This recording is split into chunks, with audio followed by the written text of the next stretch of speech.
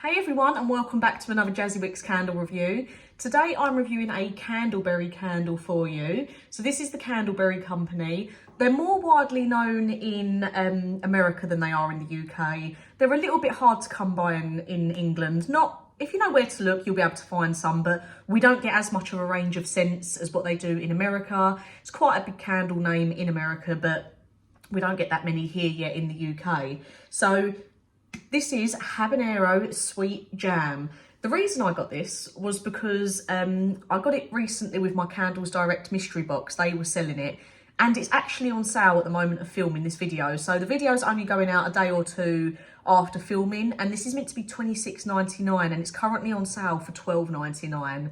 And this is a large 26-ounce jar, and it's 160-hour burn time roughly. I have only been burning it by the wick as well. I have not put it under my candle lamp, so just burning it the good old traditional way. But yeah, the reason I actually got this scent in particular, one, because it was on sale, and two, because I don't know if you remember a while ago, I actually reviewed a wood wick that was like a chili gelato. I'll link it down below just in case you want to go back and watch it, but it was such a peculiar scent. So I saw this and I thought, habanero, jam, I'll give it a go, see what it's like. So I'll link Candles Direct below because you can get a few of the Candleberry scents on the Candles Direct website. I'm also going to link Wax Addicts down below, who I get my crumble pots off of, because quite often they get different scents in for Candleberry and you can buy them in the crumble pots. So I'll link them both down below as well, just in case you want to have a little look. So Habanero Sweet Jam, you can see it's got that red coloured wax on there. It did pull all the way down to where that line is when I was last burning it. I feel like I've been burning it forever and it's going on and on and on. I've been burning this upstairs in sort of a normal double-sized English bedroom. So this is the sort of colour it normally is, that red under there. It's got a little bit lighter where it's pulled. It's got just the black tin lid on there. And you can see it's gone quite sooty around the top like rim bit, but a lot of that is my fault. Bad candle etiquette going on with this. So as you can see, it's got quite a large mushroom on that wick.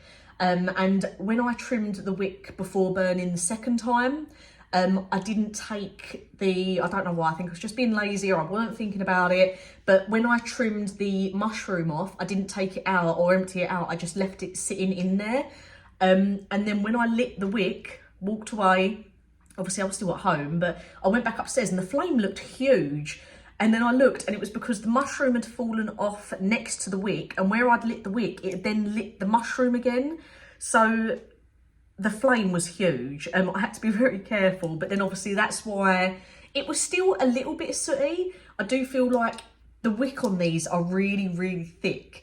And even trimming the mushroom bit off the top, it still seemed to produce quite a large flame. So I'd just be cautious of that. I feel like if you popped an Alumilid on there, it might get too hot. It just seemed to be quite a big flame. It was still a little bit sooty, but I would say nowhere near that amount that you can see on the front. Maybe what's on the back, you can see there it's lighter. That's sort of what it looked like first. But then that really dark patch on the front, that was my fault because I was lazy and I didn't take the mushroom out once I'd cut it off.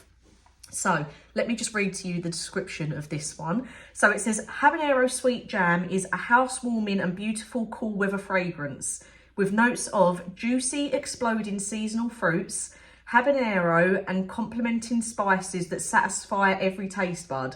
This very special southern comfort is a pleasure and easy to make and share in abundance. So it hasn't actually got, I don't like that I don't know, I say I don't like it, but it's just because that's what I'm used to. I like to have like top, middle and bottom notes to read from. But from this, we're basically getting seasonal fruits as one of the notes. We've got the habanero and then there's spices in there as well. So to me, this was a very similar scent to the chili gelato from Woodwick. It had that sweetness to it. I couldn't really pick out, I wouldn't say so much like loads of different fruits in there, but there was definitely sort of, if I just go basic, like there was a strawberry or a berry form of sweetness in this. There was something else in there like a spice, but I would say that the sweetness was a stronger note in this than the habanero itself. I feel like it's quite a hard scent to put across in a candle. I did feel like that with the chili gelato one, but if you want a scent that's got more of that sort of spice note to it, the Woodwick chili gelato one, that one had more of a spice scent to it than what this one did.